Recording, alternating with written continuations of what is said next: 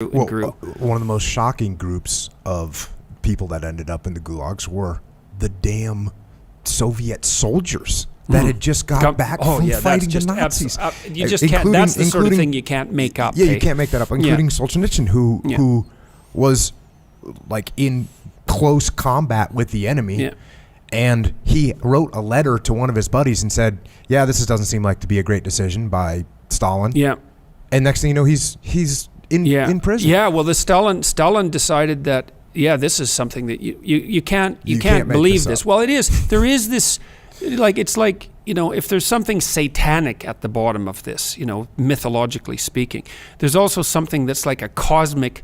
It's like cosmic black humor. It's like the sign on Auschwitz that said "Work will set you free." That's a joke, right? It's a terrible, terrible, dark joke. And so much of this has the element of exactly that kind of surreal.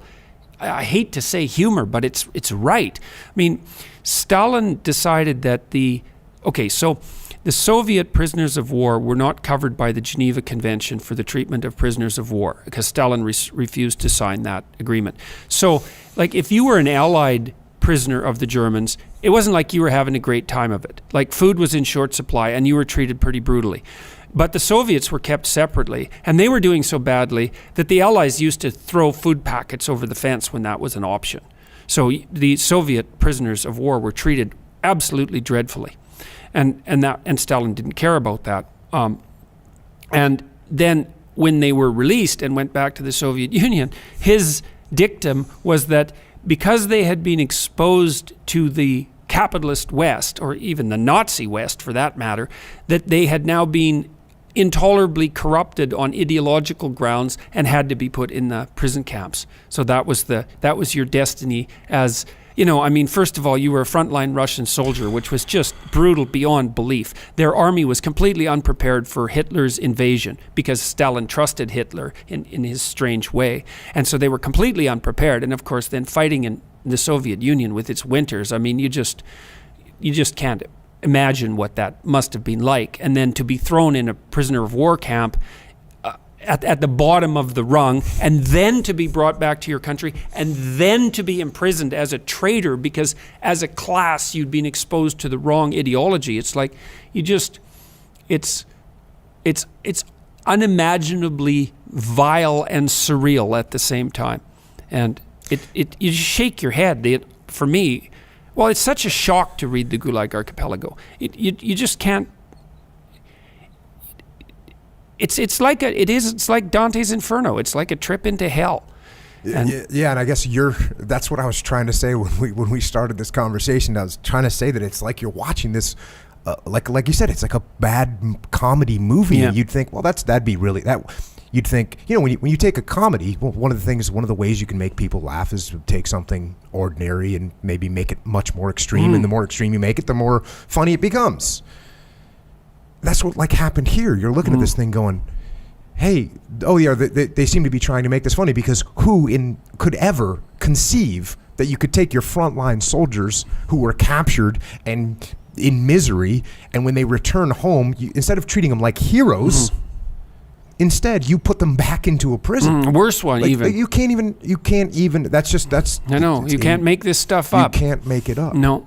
Did you see? I believe that movie was The Death of Stalin. Did you? I did not see it. But that's worth seeing because it's very interesting. Because one of the things about that movie is that it captures that surreal element because it's a black comedy, and there are comical things happening in the movie in that terrible dark way constantly at the same time that in the background genuinely terrible things are happening. So it's that horrible.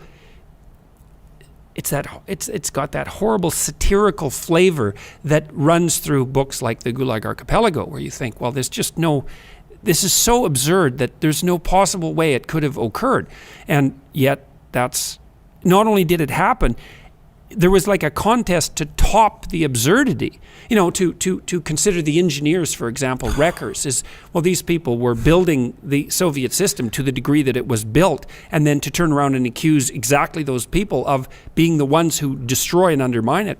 It's part of, I really think that what underlies this, whatever this is and I think this is what manifests itself in the worst of the leftist collectivism, is a real hatred for anything that smacks of competence at all. Like I tried to imagine those Russian villages, because I come from a small town, a small northern town too. So I tried to imagine. So imagine that you're in an isolated village, and it's a peasant village, and the peasants weren't freed that long ago, right? They were basically serfs until about the middle of the second half of the 19th century.